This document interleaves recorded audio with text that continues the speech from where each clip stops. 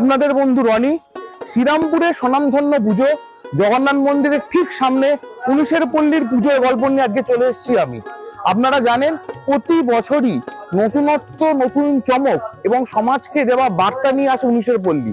19-এর পল্লীর পুজো মানে আমাদের কাছে এক আবেগের মতো, যে পুজো সমাজকে দিয়ে চলে প্রতিনিয়তই কোনো না কোনো বার্তা।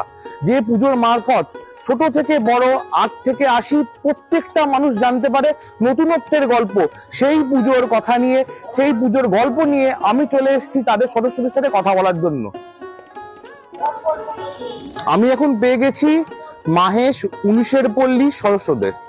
প্রতি বছরই আমি দেখি এখানে সাবেকিয়ানার সঙ্গে থিমের অসাধারণ মেলবন্ধন, মাতৃ প্রতিমা অপূর্ব এবং মণ্ডপ থিমের। আমি জেনে নেব এবছরের কি নিবেদন রয়েছে। আমাদের এবারে 54তম বর্ষের নিবেদন তমসমহ জ্যোতির্গময়, যার মূল অর্থ হলো অন্ধকার থেকে আলোয় ফেরা। এর উদ্দেশ্য হলো যে সারা পৃথিবী জুড়ে যে হিংসা বিদ্বেষ হচ্ছে, তারপরে বিভিন্ন রকম পলিউশন হচ্ছে, সেখান থেকে আমাদের মূল স্রোতে ফিরে আসা। এবারে যিনি থিম করছেন তার নাম কি? শুভজিৎ পাত্র। শুভজিৎ পাত্র, চন্দননগর। আমি প্রতি বছর দেখি, গত বছরে দেখেছিলাম 12 রাশি, তার মেলবন্ধন।